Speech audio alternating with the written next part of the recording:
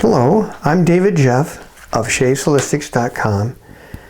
Today's video is Past Lives Lessons Theme Grouping, which in a nutshell it means that we take a particular life lesson. Let's say we have an area that we need to work on, this particular area, but it's a big area. So what'll happen is our higher guidance, which is our guides, our high self, the divine, possibly the angels, archangels, whoever helps us set up our life plan for any lifetime, will help us break it into pieces so that we can work on a manageable chunk within any given lifetime.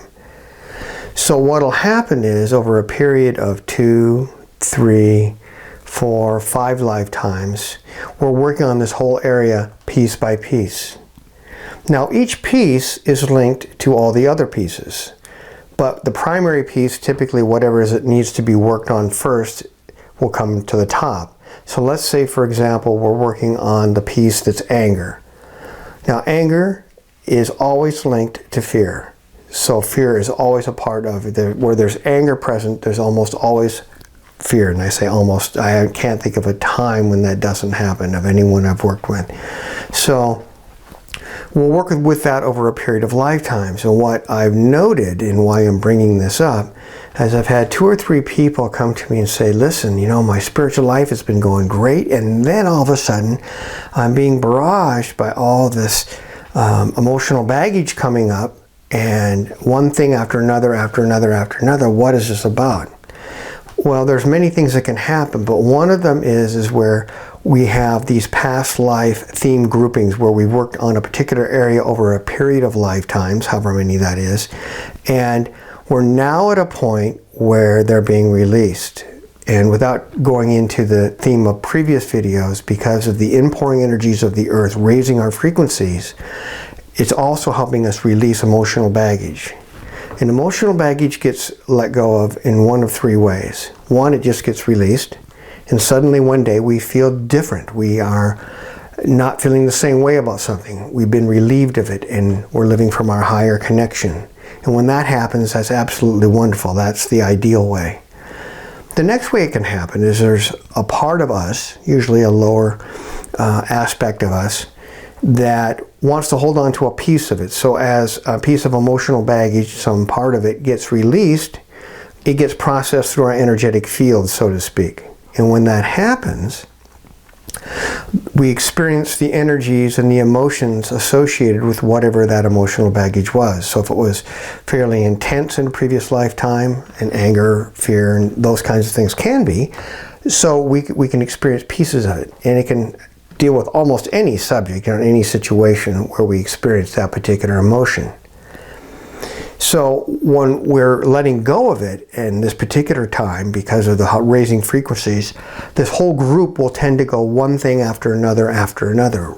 And I'm going to talk a little bit more about that. So within the area, they're all linked horizontally, you could say. The fear is tied to the anger and other different things that we needed to work on.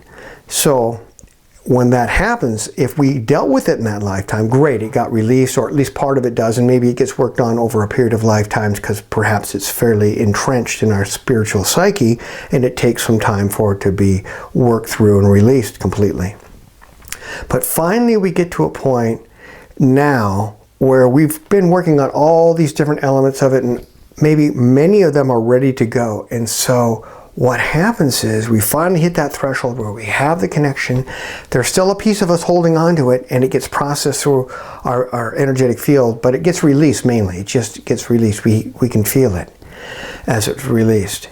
And that can happen in a couple different ways too. And what I have noted with many people, including myself from time to time, is the nature of the energy. Sometimes what is the symbolic or the theme of the energy, its metaphorical reference, can become literal. Let me explain. If someone in a past life had a relationship and then maybe a broken heart, the relationship didn't work out and the person didn't deal with the broken heart in that lifetime, and then next lifetime, possibly 1 or 2 thereafter, they can have heart problems. If an issue was particularly emotional and in effect made them feel uneasy, flip-flops in the stomach, in a future lifetime they can have stomach issues. And this can have to do with, in many different ways it can manifest. A lot of people with lower back issues, heart palpitations, headaches, you name it, any of the physical maladies can be associated with the energies being released from past lives. They can also be experienced when we aren't releasing them, but I'm just talking about in this video about the process of what happens as we're releasing them. We're letting them go, but because a piece of us, an aspect of us is holding on to whatever element of that particular baggage there is, we experience it as it's being released. So when that happens, it's a good thing because it is being released, and ideally we just let go of it, but if it's being released, it means it's being healed. It means as it's being released, that's being replaced by our connections of light from our high self, the divine, and the etheric realm, and we're moving upward. But it's also kind of annoying at the human level where we're having to put up with this as it's going and happening. So with that in mind, what can we do about it? And I have usually talk about the same sorts of things because they work so well, but I'm going to add one to that. There's a form of meditation called Vipassana Meditation.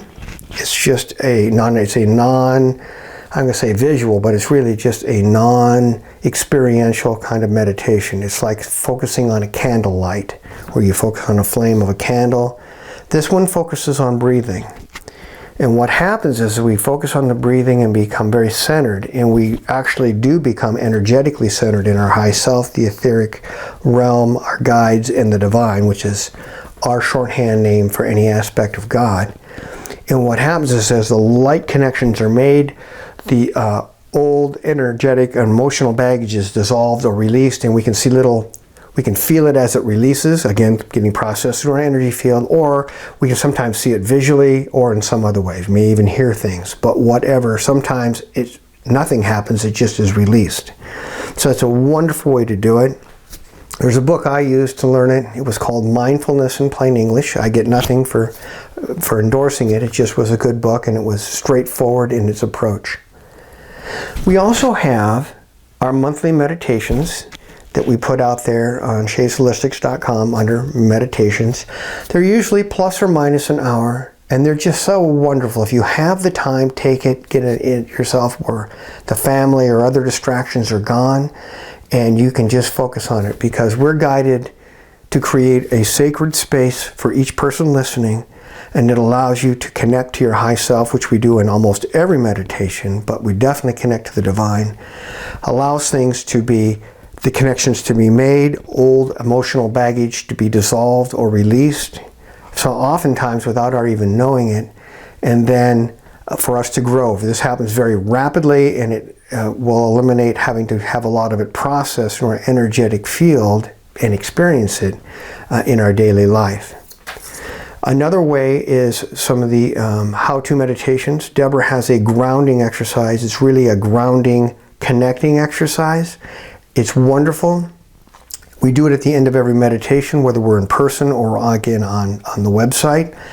It's just an abbreviated version. I think it's less than 8 minutes. It really speeds up the process of connecting to our higher guidance, connecting to Mother Earth, which allows for those higher connections to come in, dissolve the old ones, and then if anything comes up, it gets pulled into Mother Earth and transmuted into light and doesn't even bother us. And of course there is a chant out there that Deborah has. I think it's under sounds and under chants, and I'm going to hopefully pronounce this correctly. It's called Om Hirana Garbhaya Namaha.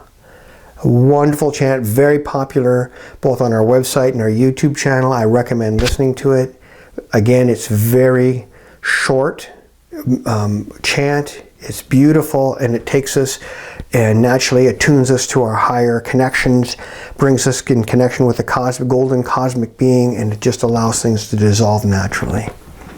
So that's just a little short version of what about past life theme groupings, where we work on a particular area lesson that's a bigger lesson broken into pieces over a period of lifetimes. But then when it gets released, it all kind of is stacked together, and we experience it all at once, thinking there's something not right in our life, when in reality what this is, it's wonderful. It means it's being released, which is a good thing, but we sometimes experience some of the negative emotions, and sometimes physically, as I mentioned, in our stomach, backache, headache, or something that were associated with those experiences of those lifetimes. You can use those other solutions that I mentioned, the monthly meditations, Vipassana meditation, grounding exercise, or the chant. This speeds the whole thing up and allows us to release this without having to experience it emotionally or physically. So with that in mind, until next time, blessings, light, and love. Have a wonderful day.